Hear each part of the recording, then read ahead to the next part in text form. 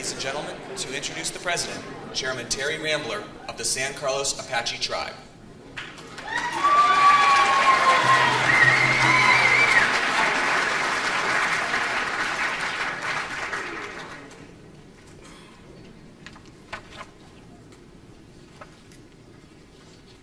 Good afternoon. Can everybody hear me? My name is Terry Rambler, Chairman of the San Carlos Apache Tribe, which is 15,500 strong. My people were prisoners of wars of the United States until the early 1900s. Times have certainly changed as I stand here now on behalf of my tribe on a government-to-government basis with the United States. Like all Indian people, Apaches have struggled but persevered and overcome. Our culture, religion, and traditions have always been a part of us and continue to guide us. This is what our ancestors fought to protect, and that we must continue to protect for future generations.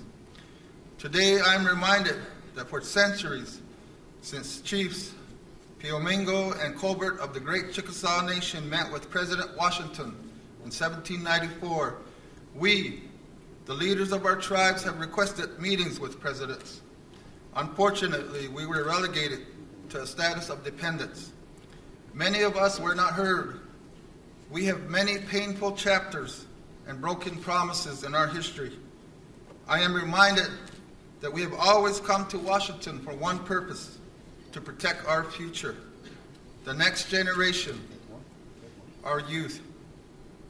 They are why we are here today, for our children will carry us to our future. We are doing everything we can to protect our sacred areas located on what are now federal lands for our children and for their children. Today, looking at all of you, I am reminded that in 2008 our lives changed. One man, one president invited us to this house, to this great house. One man, one president promised us that tribal nations would have a stronger voice in Washington. One man promised us that as long as he was in the White House, this house would be our house too. And for the past 6 years, that man has kept his promise. We are here.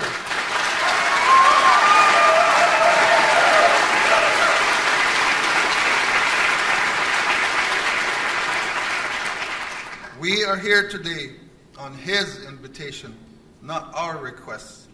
Treated as the sovereign nations that we are, on a level equal to the United Nations, to hear our voice, our concerns, our vision for the future. Tribal leaders, now I'm very honored and humbled to introduce that one man, the 44th President of the United States, my president, your president, our president, Barack Obama.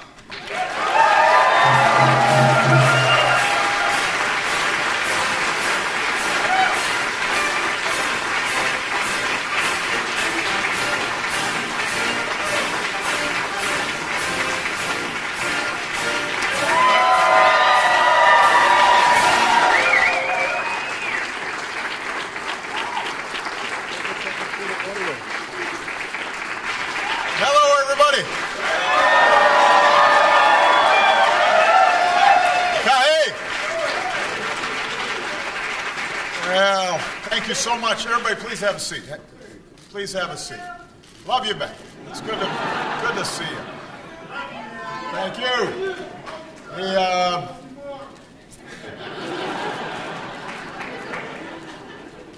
Well, welcome to the 2014 White House Tribal Nations Conference.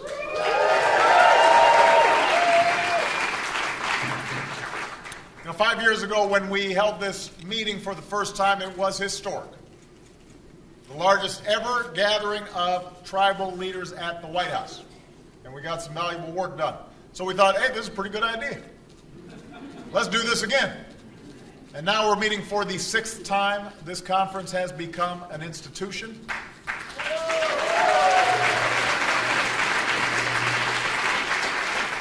And I want to thank every tribal leader here for making that happen, especially those of you who come year after year, committed to making our nation-to-nation relationship as strong as it can be. I also want to thank the members of Congress who are here today. I want to thank Sally Jewell, our outstanding Secretary of Interior. Sally is also the chair of the White House Council on Native American Affairs. And I'm proud to have Native Americans serving with dedication and skill in my administration, including somebody I love, Jody Gillette, the Standing Sioux Tribe. Everybody here knows Jody, my special assistant for Native American Affairs, as well as Raina Thiel,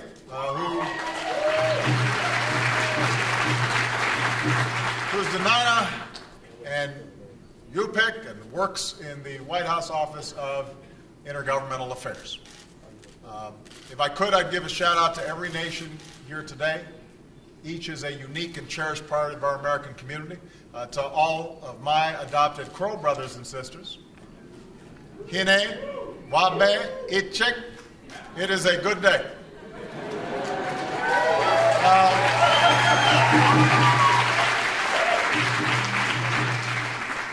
I hope you'll allow me this indulgence before I get started talking about what we have accomplished and what we still have to accomplish. Because one of the things about being president is news breaks, and it's important for people to hear how I feel and how I'm thinking about some important issues that we face in this nation. Some of you may have heard there was a decision that came out today by a grand jury not to indict police officers who had interacted with an individual named Eric Garner in New York City, all of which was caught on videotape and speaks to the larger issues that we've been talking about now for the last week, the last month, the last year, and sadly, for decades. And that is the concern on the part of too many minority communities that law enforcement is not working with them and dealing with them in a fair way. And there's going to be, I'm sure, additional statements by law enforcement. My tradition is not to remark on cases where there may still be an investigation. But I want everybody to understand that this week, in the wake of Ferguson, we initiated a task force whose job it is to come back to me with specific recommendations about how we strengthen the relationship between law enforcement and communities of color and minority communities that feel that bias is taking place. That we are going to take specific steps to improve the training and the work with state and local governments when it comes to policing in communities of color. That we are going to be scrupulous in investigating cases where we are concerned about the impartiality and accountability that's taking place. And as I said, when I met with folks both from Ferguson and law enforcement and clergy and civil rights activists, I said this is an issue that we've been dealing with for too long, and it's time for us to make more progress than we've made. And I'm not interested in talk, I'm interested in action, and I am absolutely committed as President of the United States to making sure that we have a country in which everybody believes in the core principle that we are equal under the law.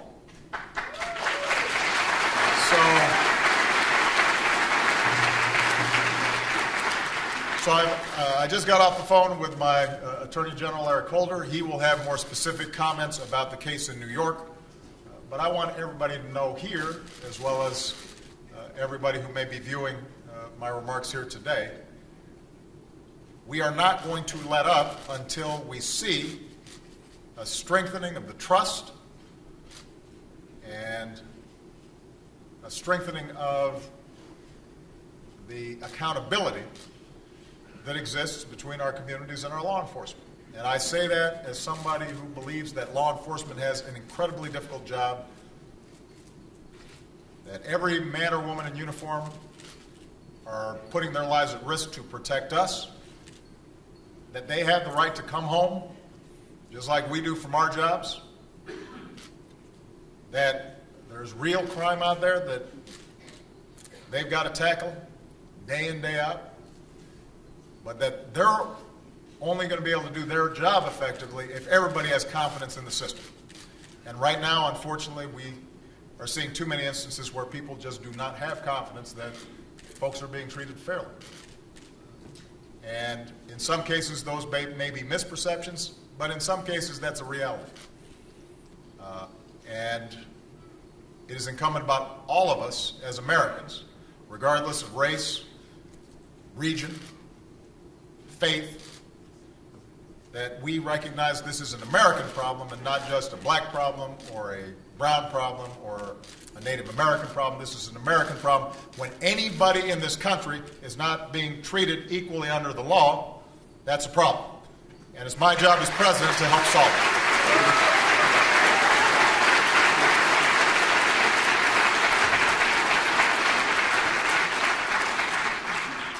Now, when I visited the Crow Nation in Montana, I was a candidate for this office. And I made it a point to meet with tribal leaders on the campaign trail as often as I could, because I wanted to make sure our country did better by our first Americans. Talk was cheap, and there had been too many promises that hadn't been kept. And I tried to make sure that I didn't overpromise. I tried to make clear to the leaders that I met with that I wasn't going to be able single-handedly to reverse hundreds of years of history. But what I could do is listen and learn and partner with you. I wanted to change the relationship between our governments, to elevate your voices in Washington, and give your tribes greater say over the decisions that affect the lives of your people every day. And I wanted to turn the page on a history that is riddled with too many broken promises, write a new chapter with a spirit of respect and trust. And today, more than 6 years later, I'm proud of everything that we've done to make that happen.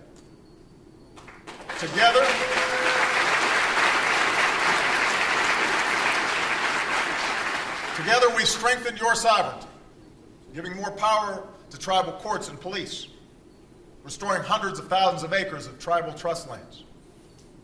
We've expanded opportunity, permanently reauthorizing the Indian Healthcare Improvement Act, speeding up the process for businesses signing leases in Indian country, building roads, expanding high-speed internet access, and moving forward on renewable energy projects. We've delivered justice, resolving legal disputes that had dragged on for decades, untying your hands when it comes to dealing with domestic violence.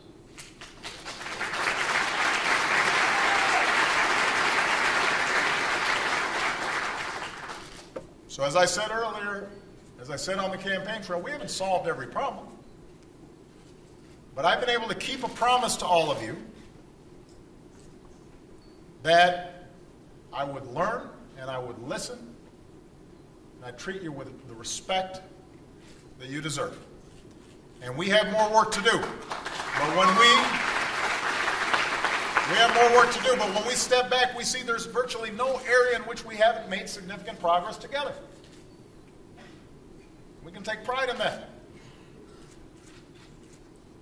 And I made another promise that I'd visit Indian country as president. And this June, I kept that promise. I know that the Standing Rock Sioux Tribe is here. Where are y'all?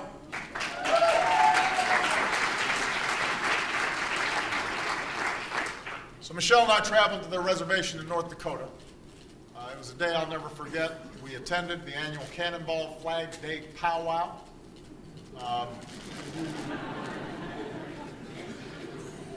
Students were singing the Lakota National Anthem. There was a drum group that performed a veteran song as American flags flew in the breeze, and it was breezy. It did make me think about, I'm glad I was there during the summer.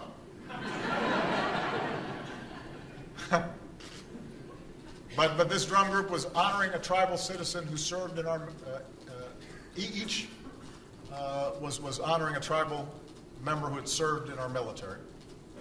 People of all ages wore the traditional regalia with pride, and it was clear how deeply this nation values its culture and its history.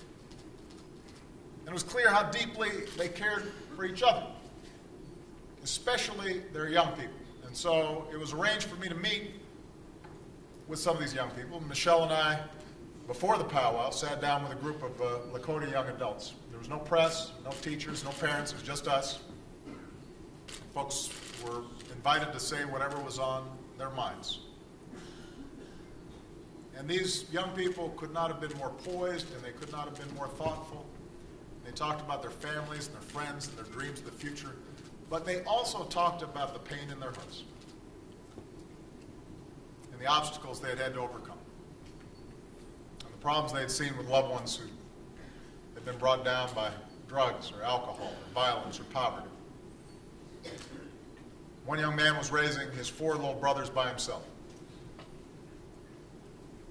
All of them knew somebody that they loved who had attempted suicide, committed suicide, died in a car accident before their time.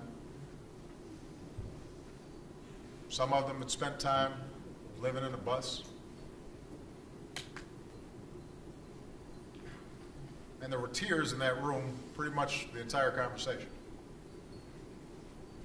The sense that schools weren't always preparing them properly, and that they weren't sure about the possibilities of a better future. And Michelle and I were honored that these young people opened up to us, but more importantly, we were moved because they were like Malia and Sasha, just as smart, just as hopeful, just as beautiful. But at their core, there was a nagging doubt that they would have the opportunities that my daughters had. And nothing gets me more frustrated than when I hear that. Nothing gets me angrier than when I get a sense that our young people early in life are already feeling like opportunities are foreclosed to them, because that's not who we are. So Michelle and I ended up staying longer than we had planned, and we got a lot of hugs in, and we walked away shaken, because some of these kids were carrying burdens no young person should ever have to carry, and it was heartbreaking.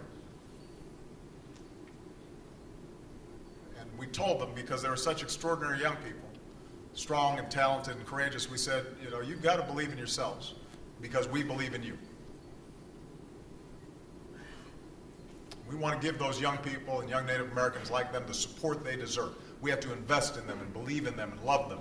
And if we do, there's no question of the great things they can achieve, not just for their own families, but for their nation and for the United States.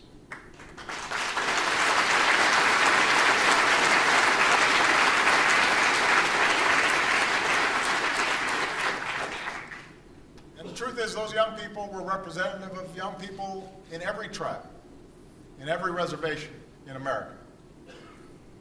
And too many face the same struggles that those Lakota teenagers face. They're not sure that this country has a place for them. Every single one of them deserves better than they're getting right now. They are our children, and they deserve the chance to achieve their dreams. So when Michelle and I got back to the White House after our visit to Standing Rock, I told my staff, I brought Sally in, and I brought Arnie Duncan in, and I brought whoever else was involved in youth and education and opportunity and job training, and I said, you will find new avenues of opportunity for our Native youth. You will make sure that this happens on my watch.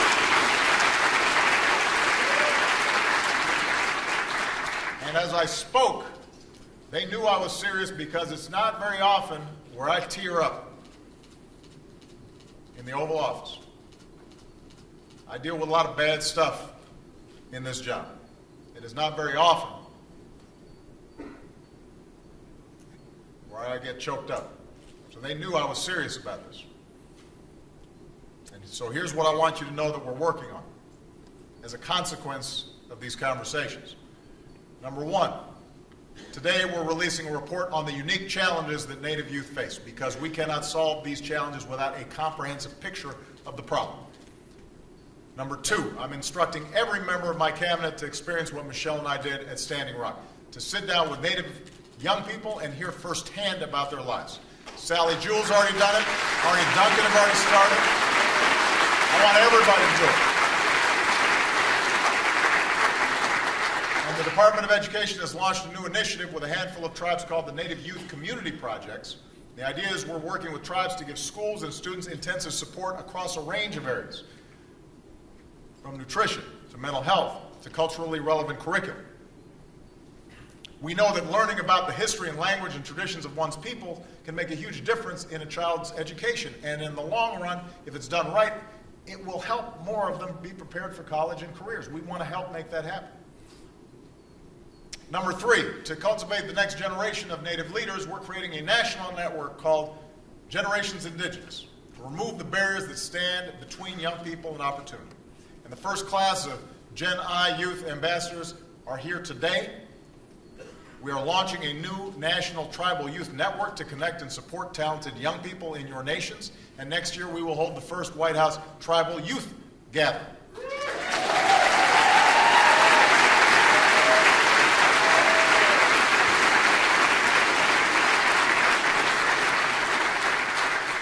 It'll look a lot like this conference, only younger.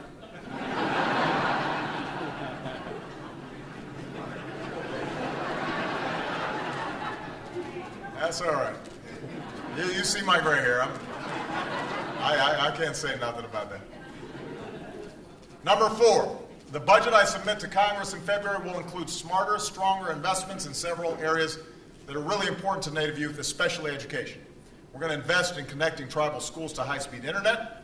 We're going to fill them with the best teachers and principals. We're going to make sure that children and families get the support they need to stay secure and healthy. And we are going to keep fighting to meet our obligations to your nations. We're going to fight to reauthorize the Native American Housing Assistance and Self-Determination Act, because every young person deserves a safe place to live.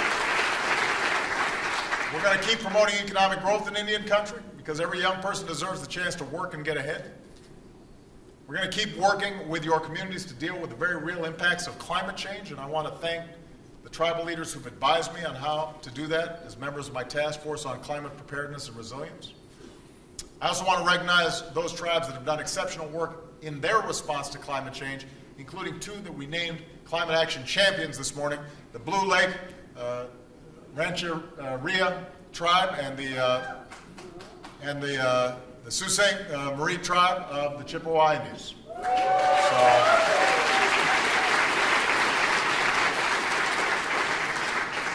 And we're going to keep working with all of you to protect your natural resources and restore tribal homelands, resolve disputes over water rights, to make sure your sacred lands are protected for future generations. The United States shares a sacred bond with our native nations. We have a sacred responsibility to all our young people, including Native youth. Every day that I have the honor to serve as your president, I will do everything I can to meet that responsibility and honor that trust and to do right by your nations and your children and future generations.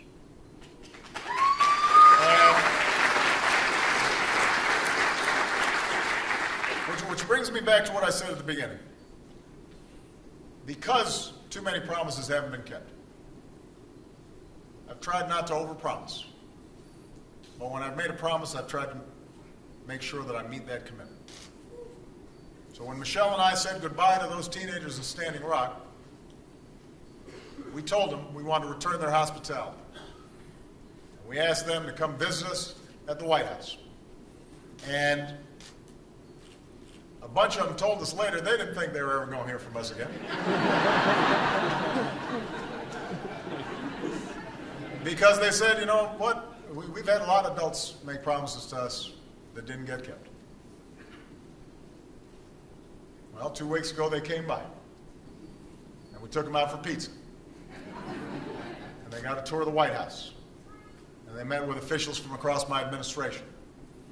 And everybody here who had a chance to meet them said how terrific they were. And I understand that on their last night in Washington, their hotel had a blackout, and sitting together in their pajamas in the dark, they did what I understand was a very Lakota thing to do. They wrote a song about their trip. And so I'm going to just go over what the song says. Here's how it went. I'm not going to sing it, though. And I'm sure it sounds better in Lakota. It says, "We returned from the White House. We knew without a doubt we were the first of many voices of Indian country. So if you hear this song, listen and learn it to sing along. We are all one family. Let's not make this just a dream." We're all one family. We're all one family. Your nations have made extraordinary contributions to this country. Your children represent the best of this country and its future. Together we can make sure that every Native young person is treated like a valuable member, not only of your nation, but of the American family. That every Native young person gets an equal shot at the American dream. That's what I'm working for. That's what you're working for. I'm proud every single day to be your partner. We are all one family. Let's not make this just a dream. Thank you. God bless you. God bless the United States of America.